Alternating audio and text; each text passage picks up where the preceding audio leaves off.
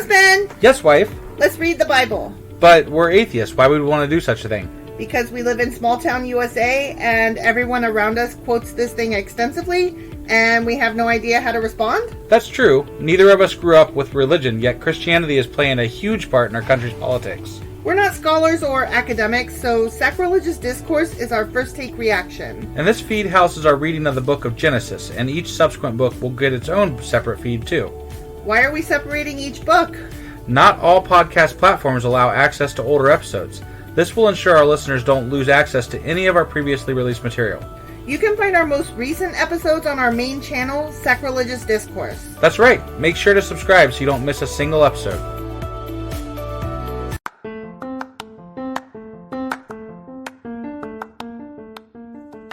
Hey you, welcome to Sacrilegious Discourse. I'm husband. I'm wife. And together we're reading the Bible. Starting with Genesis and eventually ending with Revelations, we're working through every book and offering our atheist 2 cents. Or shekels. Yeah, those. We're asking questions and pointing out all the nonsense. We aren't academics or scholars. Nope. In fact, when it comes to religion, we really don't know anything at all. What we've learned so far is that God's a dick. Oh, he really is, isn't he? If you're interested in how we reached this startling conclusion, maybe start from episode 1.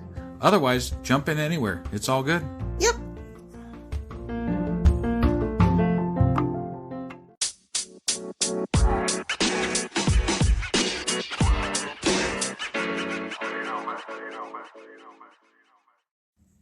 So, do you remember what happened last time? Trying really hard here. I remember there was a covenant. But do you remember why?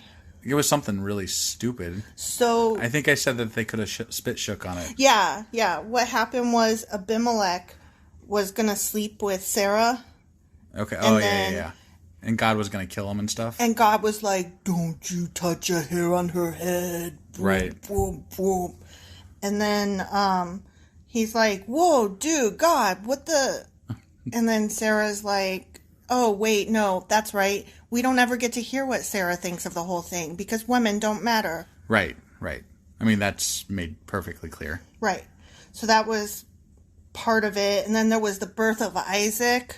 Oh, yeah, the true son that's not the bastard son of the wife that wasn't really a wife that's named Hagar. And right. And Hagar and Ishmael got sent away. Right. Yeah. So you remember all that? Sure. Okay. Yeah. Okay. All right. So what are we talking about today? We are talking about Genesis 20, chapters 22 and 23. Okay. That sounds right. Sure. Okay. All right. Well, let's do this thing. Okay.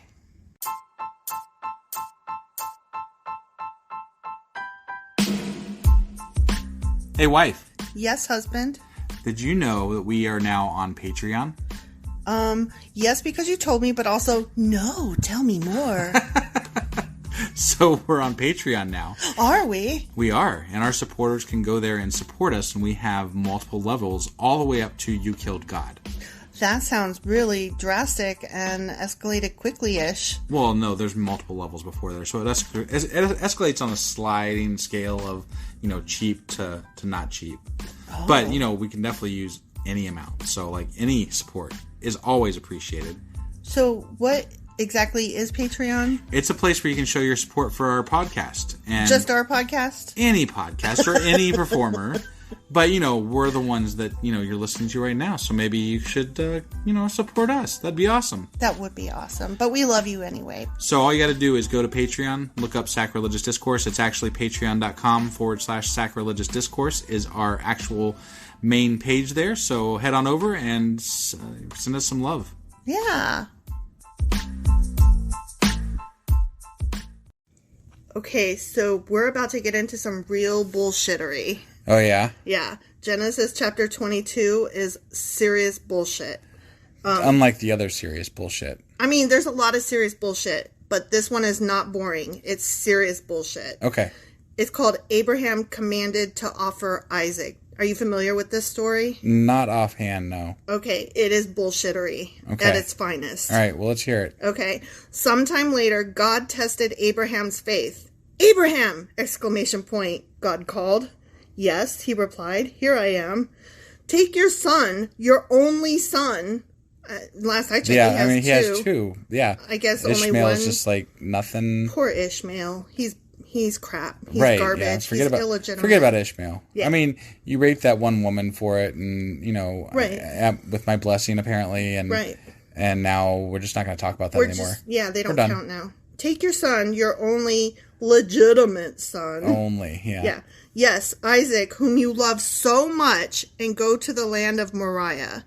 Like Mariah Carey? Just kidding.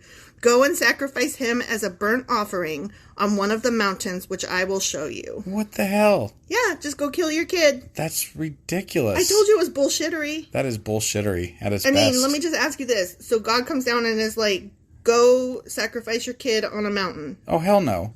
No. Isn't there that other religion that you die and you get like a bunch of virgins or some shit? I think that might be like Islam or something. Sure. Like, that sounds a hell of a lot better. You need virgins? I mean, it sounds better than sacrificing my kid. How about just nothing? How about you just die and you don't have to sacrifice virgins or kids? That's what I tend to believe, but whatever. My. I know if God came down and told me sacrifice your kid, I would be like, you need to go fuck yourself. Right. Oh, totally. I mean, this is bullshit. Yeah. But Abraham does it. The next morning, Abraham got up early. He saddled his donkey. Got up early. He got up early.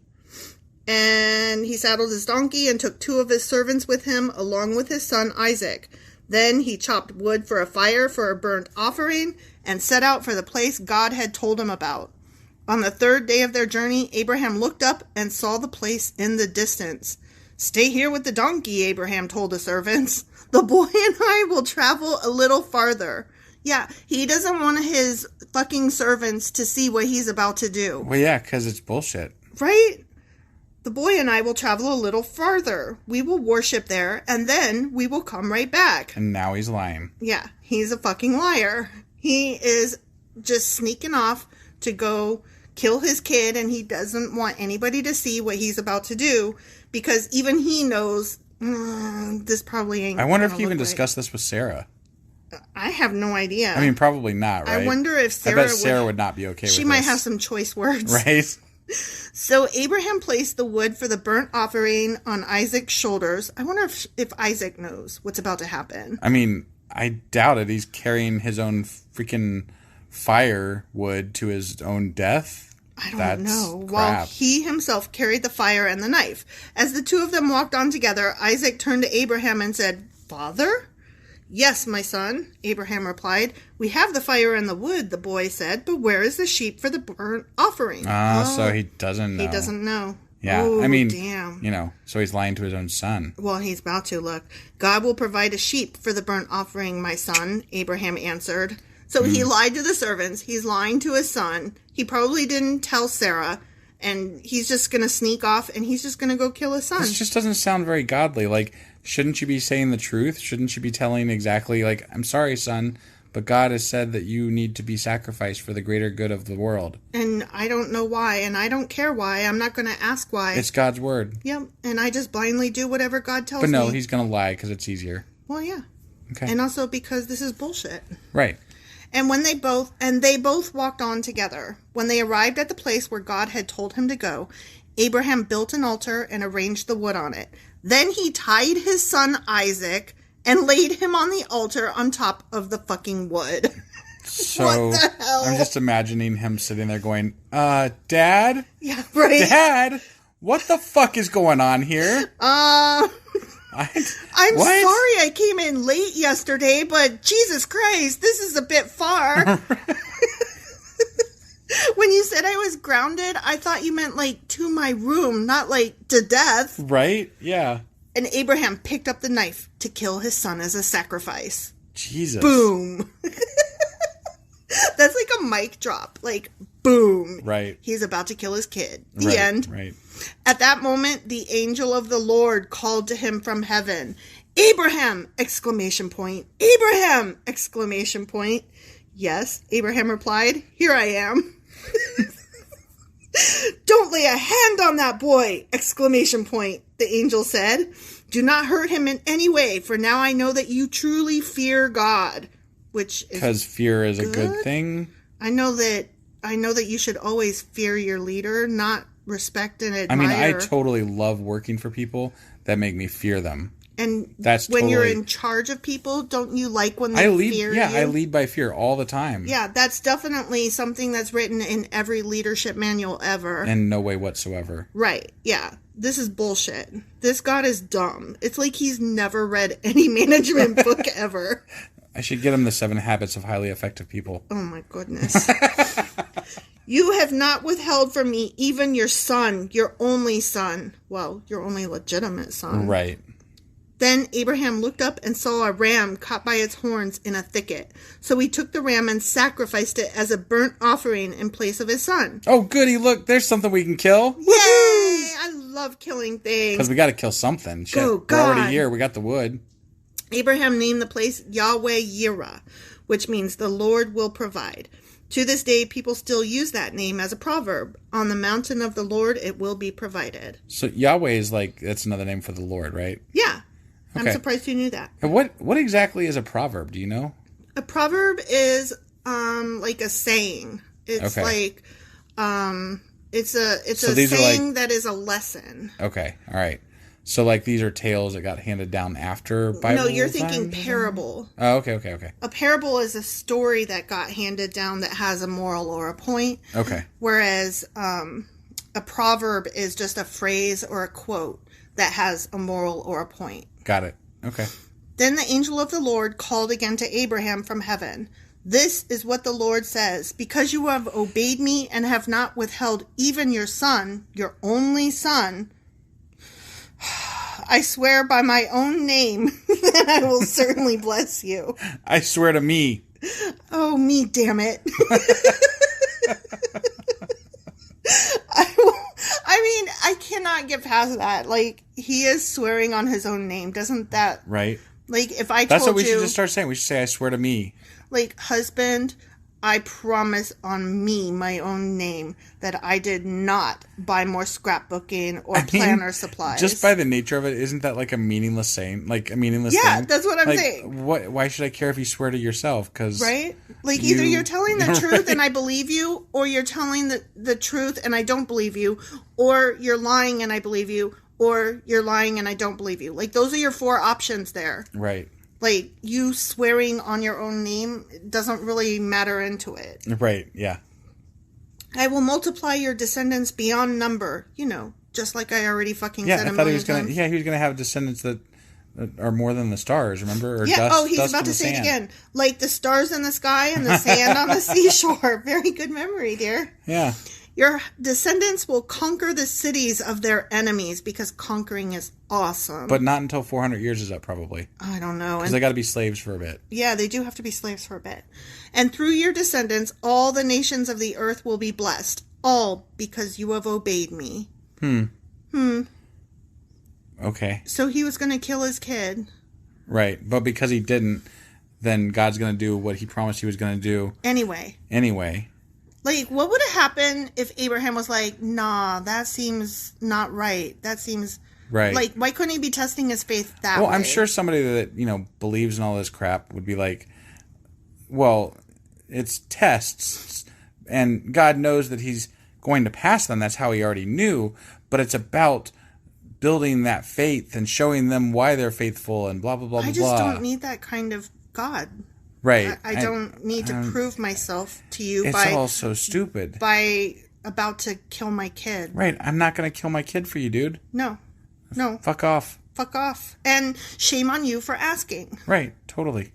No good God would ask that of a person. Yeah, I agree. Dumb. Okay, your descendants, blah, blah, blah. Then they returned to the servants. Oh, so it turns out he wasn't lying when he told them to wait and they'd be back. He was right. Well, he was lying based on his knowledge at the time. Yeah. And they traveled back to Beersheba, where Abraham continued to live. Soon after this, Abraham heard that Milcah, his brother Nahor's wife, had borne Nahor 8 sons. The oldest was named Uz. The next oldest was Booz, followed by Kemuel. Ooze and booze? U-Z. Oh. Yeah. Uz? Uz, maybe. And Buzz? Buzz? Okay. I don't know. Followed by Kemuel, the ancestor of the Arameans, Kesad, Hazo, Pildash, Jidlaph, and Bethuel. Bethuel became the father of Rebecca. I know that she's like a person later in the Bible, but... I think... Didn't you tell me you like one of those stories or something that she's in? Maybe. I don't remember well enough. I could be wrong. I'm not really familiar with a lot of this stuff, but when I am, you'll know it. Got it.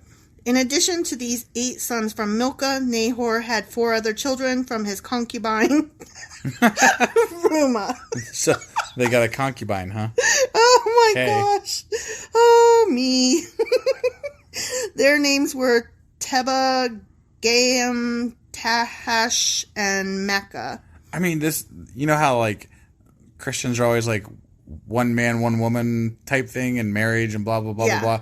It was pretty loose back then. You know? It was like, so loose. Like, it was definitely a man's world. I'm going to go fuck. I'm going to go fuck. If you're a man. Right. If you're a woman, you're just like, I have to be fucked by so many men. Please don't kill me and let me have food.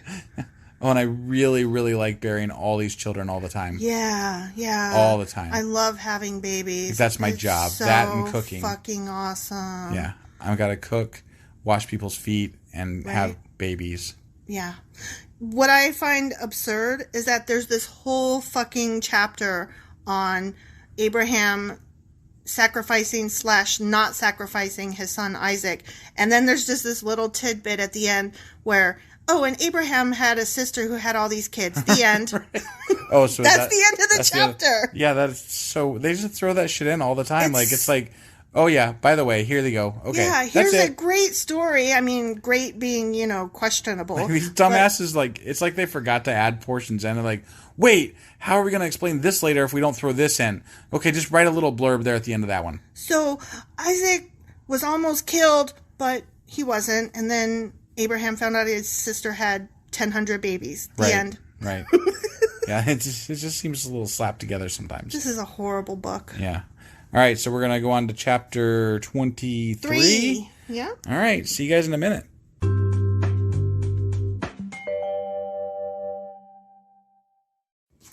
So after all of that murder and mayhem that got avoided and averted, are you ready for Genesis chapter 23? I guess so.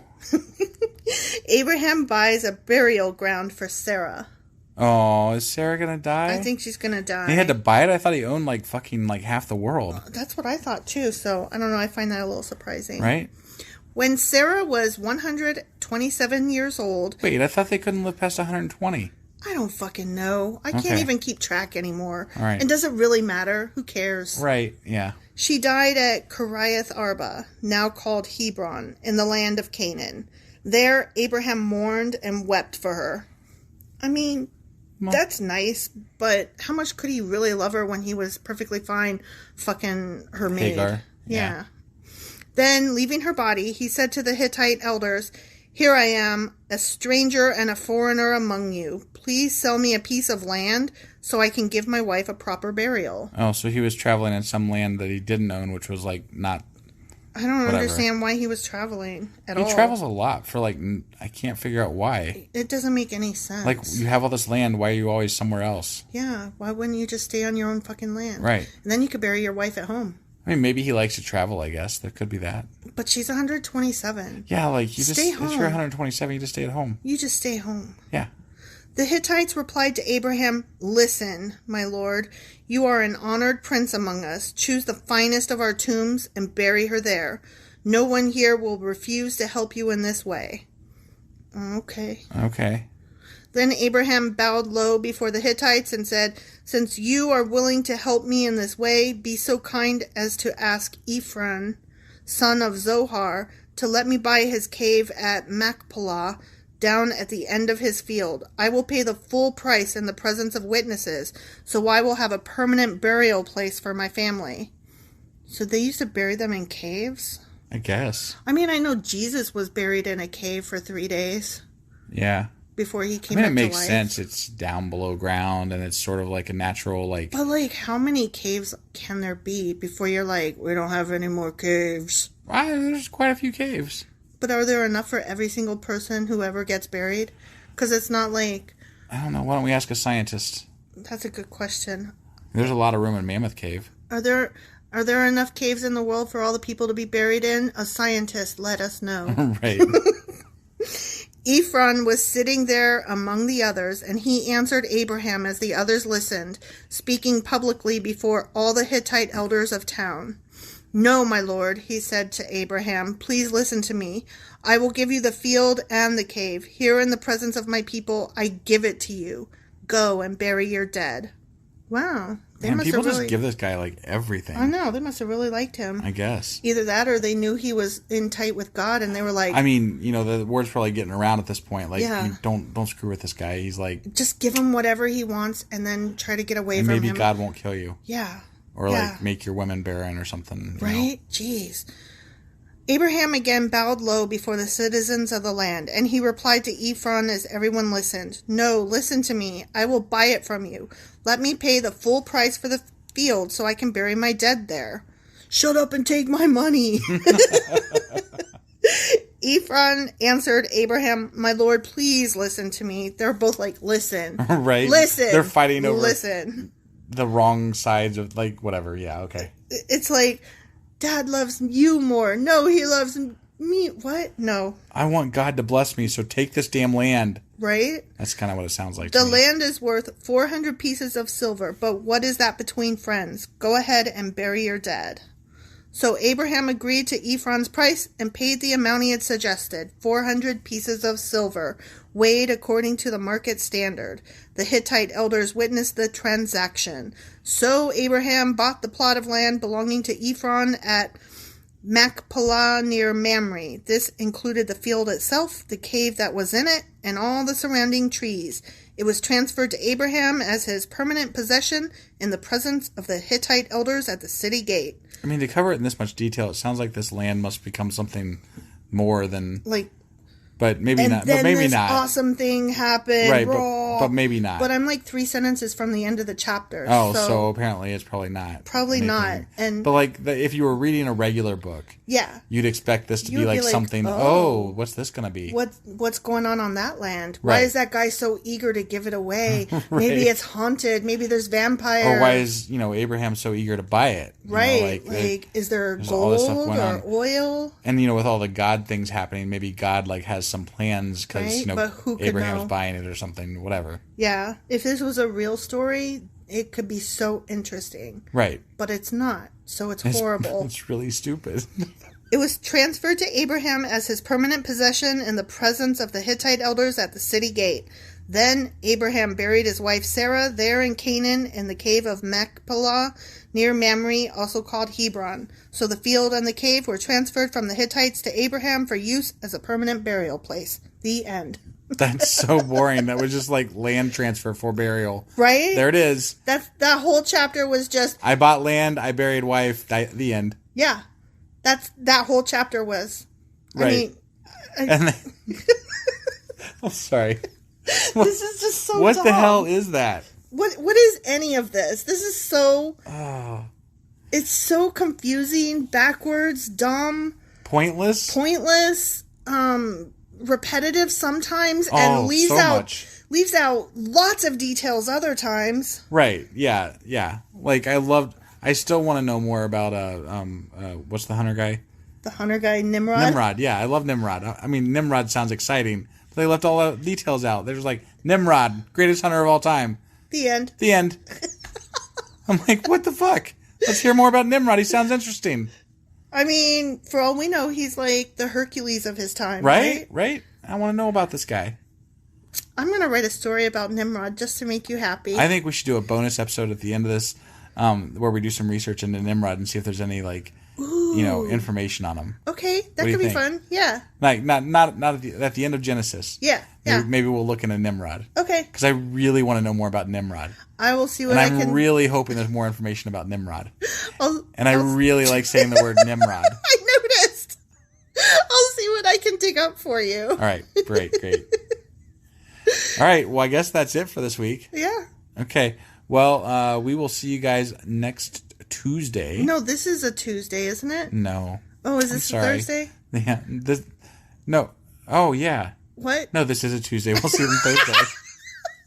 Who even knows? What we is never time? know what day of the week it is. Also, we pre-record these, so sorry. What is time? Yeah, exactly. And who cares? We'll see you sometime anyway. Yep. Bye. Bye.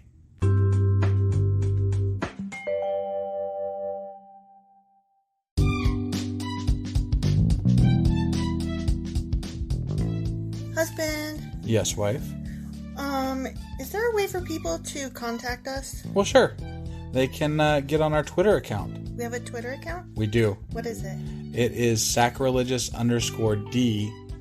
Like D for Discourse? Yeah, they wouldn't let me put the whole thing, so I had to shorten it to _D. I hate them. Yeah, that's disgusting. How do you spell sacrilegious? Do you know? I don't want to. Just look it up in a dictionary or something.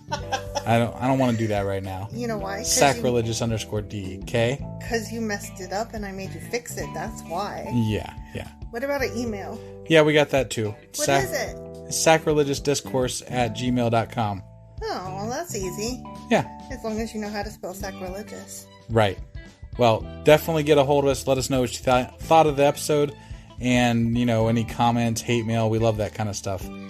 Also, you could answer some questions that we leave throughout or, correct my pronunciations. Yeah, which are probably please. bad, wrong, and horrible. Because we suck sometimes. Absolutely! Oh, also, if you like this shit or whatnot, give us a like on your podcasting app and stuff, or even leave a comment or something.